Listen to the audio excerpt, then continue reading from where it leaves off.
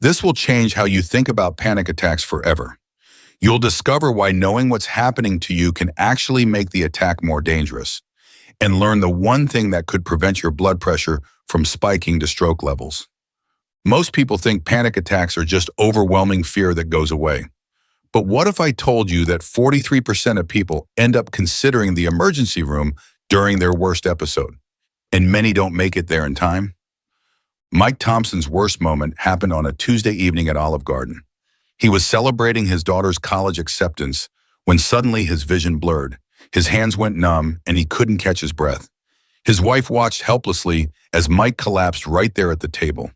The paramedics arrived within minutes, but the damage was already starting to happen inside his body. Here's why this matters right now. 77% of Americans who have panic attacks end up in emergency rooms. But most don't know that the real danger isn't the attack itself, it's what happens next. I'm Dr. Ellis Grant, and in my 35 years practicing family medicine, I've seen too many patients like Mike learn this lesson the hard way. This is Health SOS, real people, real warnings. Mike's about to tell you exactly what happened when he thought knowing the truth would make him feel safer.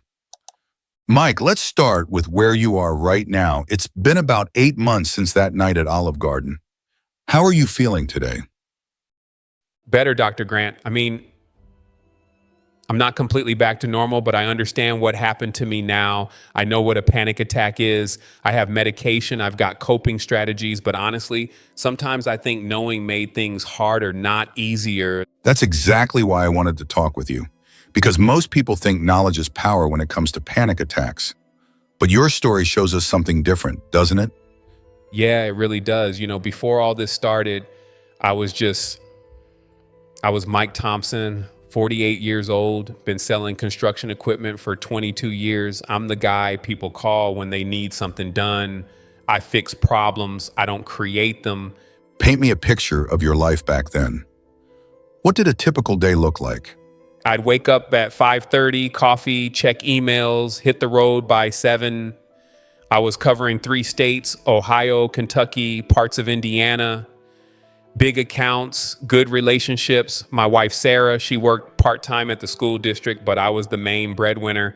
Our kids, Jessica was a senior in high school applying to colleges. Our son, Mark, was a sophomore playing varsity baseball. Sounds like you carried a lot on your shoulders. I didn't think of it that way then. That was just life. You work hard, you provide for your family, you handle your business. Yeah, there was stress. Jessica's college applications, the costs we were looking at. Her first choice was going to run us about $60,000 a year, but that's what dads do, right? You figure it out.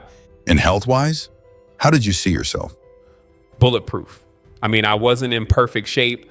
I probably had 25 pounds I didn't need, and I was drinking maybe 4 beers after work most nights, but I never got sick, never missed work. I've been to the doctor maybe twice in the previous 5 years just for routine stuff. No anxiety, no panic, no mental health concerns? Zero. That stuff. I thought that was for other people who couldn't handle stress. I grew up with my dad telling me men handle their problems. You don't fall apart. You don't have anxiety attacks. You certainly don't end up in therapy. Here's what I find interesting. Mike, you just described the exact profile of someone at highest risk for a severe panic attack. The provider, the problem solver, the person who's never had to face their own vulnerability. Really? This is something most people don't realize. We think panic attacks happen to nervous, anxious people, but often they happen to the Mike Thompsons of the world. People who've built their identity around being unshakable. The body doesn't care about your self-image. When stress accumulates beyond a certain threshold, it finds a way to get your attention. If you're watching this and thinking, that's not me, I'm not the anxious type, that might actually make you more vulnerable, not less. Subscribe to Health SOS, because what happened to Mike could happen to anyone who believes they're immune to their own stress.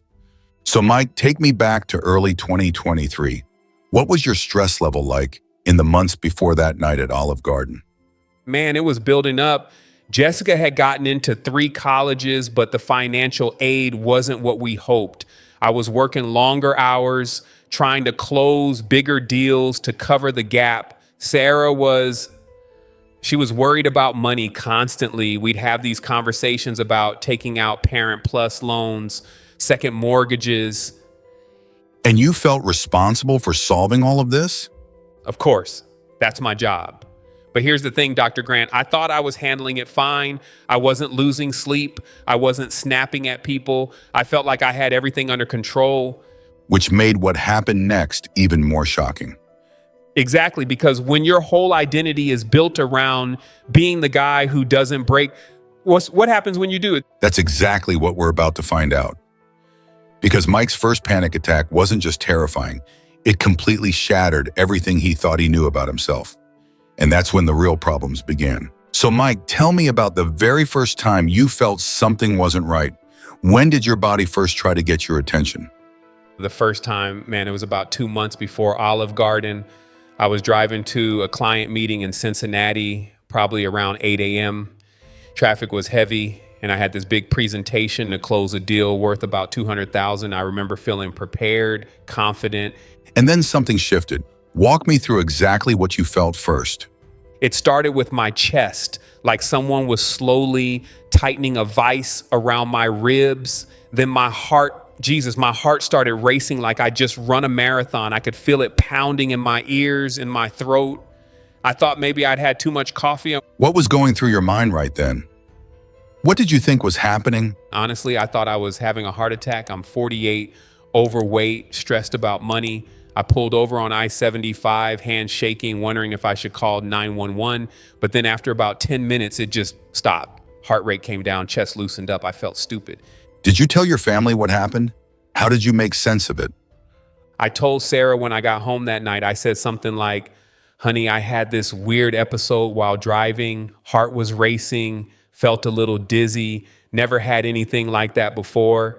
She asked if I was okay, maybe suggested I call the doctor, but I brushed it off, said I'd keep an eye on it. She had her own stress with Jessica's college application, so she didn't push too hard. But it happened again, didn't it? Tell me about that pattern. Yeah, maybe 2 weeks later, same thing, driving, heart racing, chest tight, sweating. This time I was on my way to Jessica's parent-teacher conference.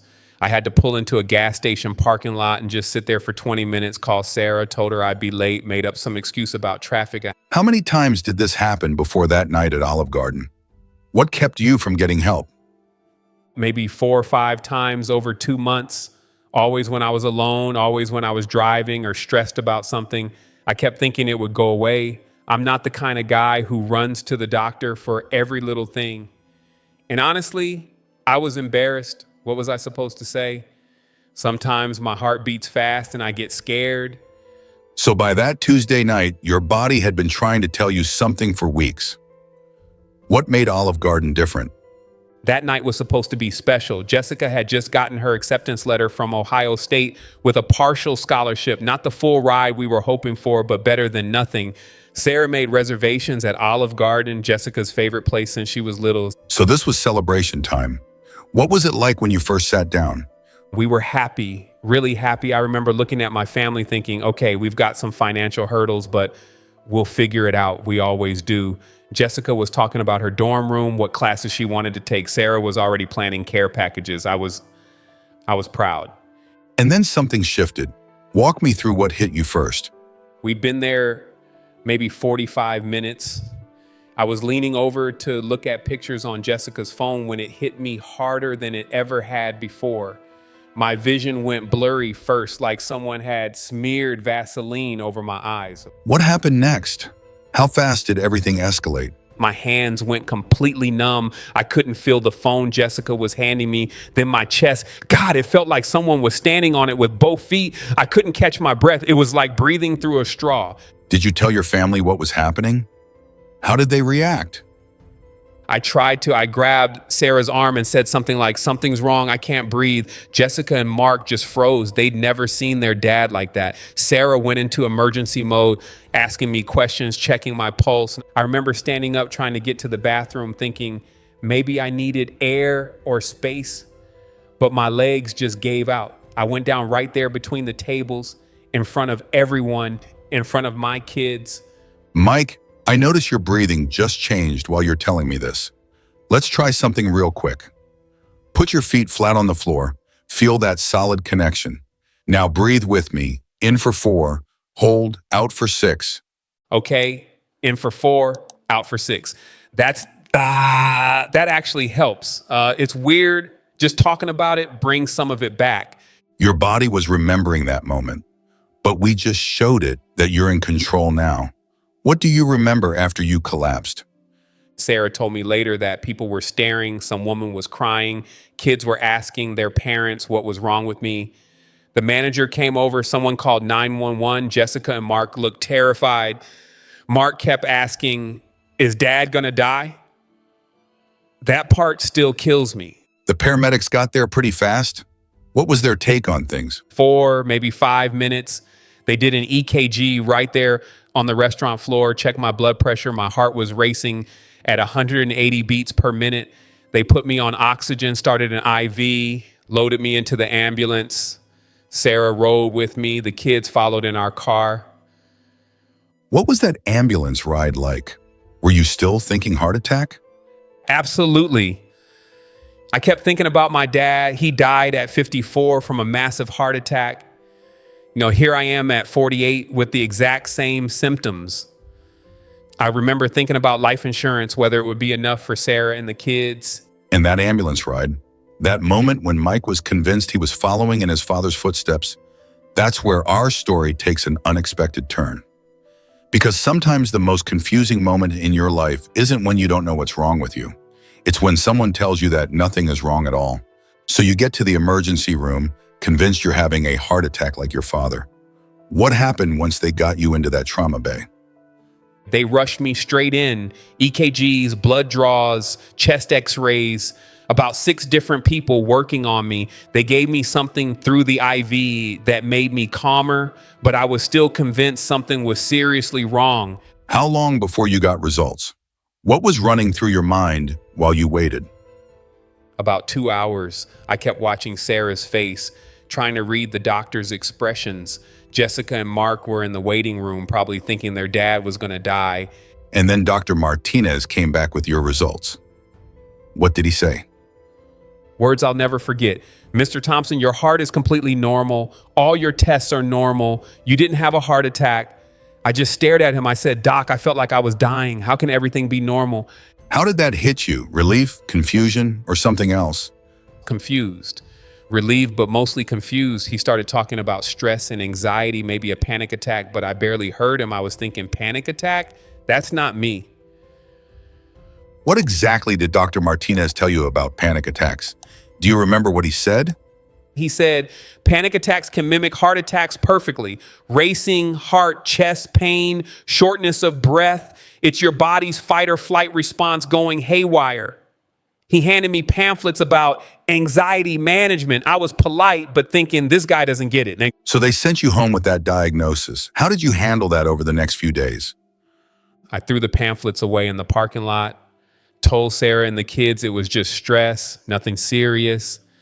Sarah seemed relieved, but kept asking if I was really okay. I kept saying, I'm fine. It was just a weird thing. But you weren't fine, were you? What happened next? For about a week, I actually felt better. Like maybe the doctor was right. Maybe it was just stress. I went back to work, back to normal routine. Then it happened again. Tell me about that next episode. How was it different from the earlier ones? It was about 10 days later. I was at home watching TV with Sarah after dinner. Nothing stressful, just relaxing.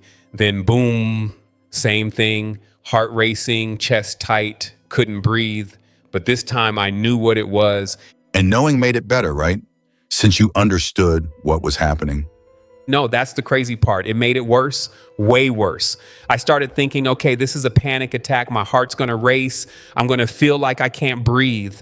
And then I started watching for those symptoms. The more I watched, the more I felt them. What did you do during that episode? Did you tell Sarah what was happening?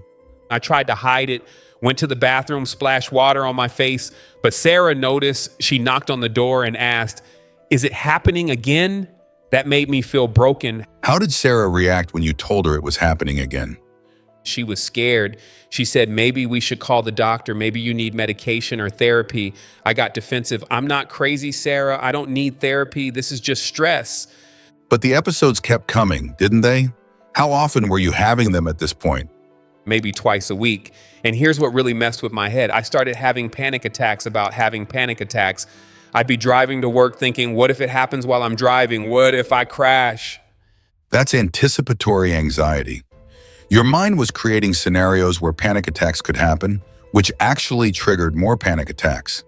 It's a vicious cycle that traps a lot of people. Exactly. And the worst part, I started checking my blood pressure obsessively. Sarah bought me a home monitor because I kept asking her to take me to the pharmacy to check it. What were you seeing on those blood pressure readings? What numbers were coming up? During a panic attack, sky high, like 180 over 100, sometimes higher, I'd see those numbers and think, this can't be normal. This can't be just anxiety. These numbers could kill me. And what would happen when you saw those high numbers? How did your body respond? It would make the panic attack worse. I'd see 180 over 100 and my heart would race even faster. Then I'd check again, 190 over 110, then again 200 over 115, each reading higher than the last. Mike, what you just described is the moment when knowing about your condition became more dangerous than not knowing. You had a number that seemed to validate your worst fears. Nobody had explained what happens to blood pressure during a panic attack. Right? I knew it was anxiety, but seeing those numbers made me think maybe the anxiety is going to give me a real heart attack. Maybe I'm going to stroke out right here in my living room. And that's where Mike discovered something millions of Americans face. Sometimes knowledge without understanding is just another form of fear. But this is also where his real journey toward recovery was about to begin. So there you were, stuck in this cycle where knowing about panic attacks made them worse, and the blood pressure numbers were scaring the hell out of you. What finally pushed you to get real help? It was about 3 weeks after that conversation with Sarah. I was having attacks almost daily by then. Some days I'd check my blood pressure 5, 6 times.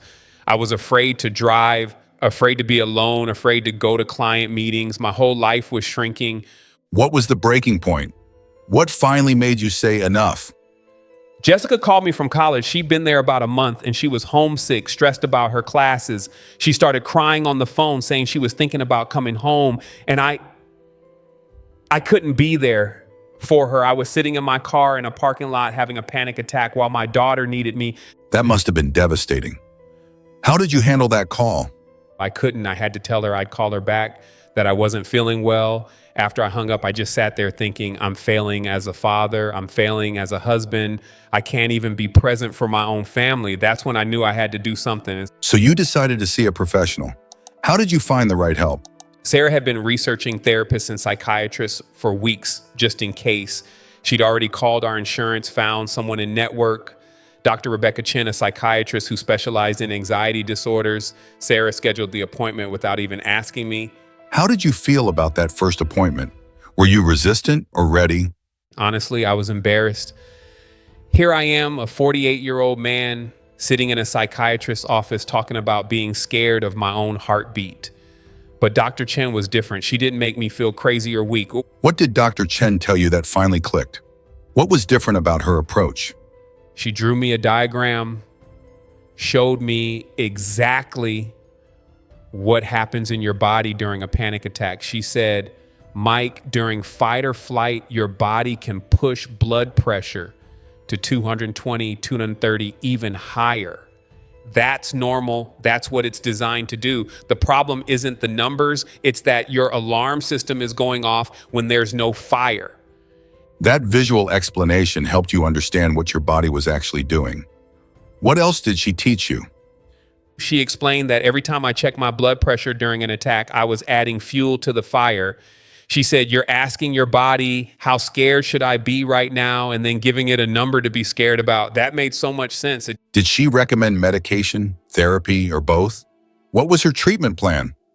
Both. She started me on a low dose of sertraline and SSRI and referred me to a cognitive behavioral therapist, Dr. James Park. She said the medication would help stabilize my baseline anxiety, but I needed to learn new ways of thinking about the attacks. How did you feel about taking medication? That can be tough for someone who prided himself on being strong. I struggled with it at first. I kept thinking real men don't need antidepressants. But Dr. Chen put it in perspective. She said, Mike, if you had diabetes, would you refuse insulin? Your brain chemistry needs some support right now. That's all this is. And the therapy sessions with Dr. Park, what were those like? Eye-opening. He taught me that panic attacks have a beginning, middle, and end. They peak around 10 minutes and then they're done. He said, you can't die from a panic attack and you can't stay in panic forever. Your body won't let you. Did he give you specific techniques to use during an attack? Practical stuff you could actually use? Yeah. The 4-6 breathing, in for 4, out for 6. Grounding techniques like naming 5 things you can see, 4 things you can touch. And the big one, he taught me to stop fighting the attack and just let it happen. That's counterintuitive. Most people want to fight the panic. How did learning to accept it help? Dr. Park said, what you resist persists. The more I fought the panic, the longer it lasted. When I started saying, okay, I'm having a panic attack. This is temporary. My body is just doing what it thinks it needs to do. The attacks got shorter. How long did it take before you started feeling better? Was it immediate or gradual? The medication took about 6 weeks to really kick in, but the therapy techniques helped almost immediately. The first time I used the breathing technique and actually felt myself calm down, it was like I had some control back. And the blood pressure monitoring? Did you stop checking it obsessively? That was harder. Dr. Chen made me put the monitor away for a month. She said, you're not monitoring your health, you're feeding your anxiety. It was terrifying at first, but she was right. Where are you now in your recovery? You mentioned earlier that you're better but not completely back to normal. I still get anxious sometimes, but now I know the difference between normal stress and panic. And when I do feel an attack coming on, I have tools. I'm not helpless anymore. That's the biggest change. I'm not afraid of being afraid. Mike's journey shows us something crucial about panic recovery. It's not about never feeling anxiety again. It's about changing your relationship with anxiety. But that journey required something that's often the hardest step of all, asking for help. Mike, we're sitting here 8 months after that night at Olive Garden. When you look back at that version of yourself, the man who collapsed in front of his family, what do you see? I see someone who was so afraid of appearing weak that he almost lost everything that made him strong. I spent my whole life building this identity around being the guy who handles everything. And when my body tried to tell me I was overwhelmed, I couldn't hear it. You mentioned earlier that knowing about panic attacks initially made things worse. Now that you're further along in recovery, how do you feel about that statement? It's still true, but I understand why now. Knowledge without context is dangerous. Dr. Martinez told me it was a panic attack, but nobody explained what that actually meant for my body, my blood pressure, my daily life. I was left to figure it out on my own, and I figured it out wrong. What do you wish someone had told you right after that first episode in your car? If you could go back and give that version of Mike one piece of advice, what would it be? That it's not about you being weak or broken. Your body is actually working exactly as it's designed to. It's just working at the wrong time. And that the numbers on a blood pressure monitor during a panic attack don't mean you're dying. They mean your body is protecting you from a threat that isn't really there. How has this experience changed your relationship with your family, particularly with Sarah and the kids? It's made us closer, honestly. Sarah says she feels like she got her husband back, but a more honest version.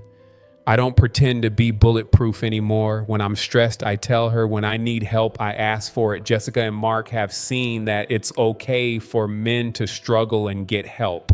That's a powerful shift. What about your perspective on mental health in general? How has that evolved? I used to think mental health issues were for other people who couldn't handle stress or weren't tough enough. Now I know that mental health is just health, period. I take my sertraline the same way someone takes blood pressure medication. It's maintenance, not weakness. You're still taking medication. Some people worry about long-term dependence. How do you think about that? Dr. Chen and I talk about it regularly. Maybe someday I won't need it. Maybe I will. But right now, it allows me to be present for my family, successful at work, and not afraid of my own body. That's worth everything to me. If someone watching this recognizes themselves in your story, Maybe they're having episodes they can't explain, or they're scared of their own symptoms. What would you want them to know? First, you're not going crazy. Second, you're not going to die from a panic attack, even though it feels like you might. And third, get help from someone who actually understands panic disorders. Don't try to figure this out on your own like I did. Any specific advice about blood pressure monitoring, since that was such a trigger for you? If you're having panic attacks, put the blood pressure cuff away. Seriously, you're not monitoring your health. You're feeding your anxiety. Let your doctor monitor your cardiovascular health at regular checkups. Your job is to focus on learning to manage the panic. What about family members? What should Sarah have done differently, or what did she do right? Sarah did everything right. She pushed when she needed to push. She gave me space when I needed space, and she didn't let me isolate myself completely. For families dealing with this, don't try to fix it, but don't ignore it either. Be patient, be supportive, and help them find professional help. And As we wrap up, Mike, what's your life like now? Are you back to traveling for work, handling stress, living normally? better than normally. I'm more aware of my stress levels. I take better care of myself, and I don't wait until I'm overwhelmed to deal with problems. I still travel for work, but I pack my anxiety tools along with my laptop. I'm not the same person I was before, and I'm grateful for that. Mike's story illustrates something vital about panic attacks. They're not a character flaw or a sign of weakness. They're a medical condition that responds to proper treatment. But here's what I want you to remember. 77% of people who have panic attacks end up in emergency rooms, just like Mike did. Most get sent home confused and scared, just like Mike was. If you or someone you love is struggling with unexplained episodes of terror, racing heart, or overwhelming fear, don't wait 8 months like Mike did. Reach out to a mental health professional who specializes in anxiety disorders. Share this video with someone who needs to hear Mike's story. Sometimes the most courageous thing you can do is admit you need help. This is Health SOS. Real people, real warnings, real hope.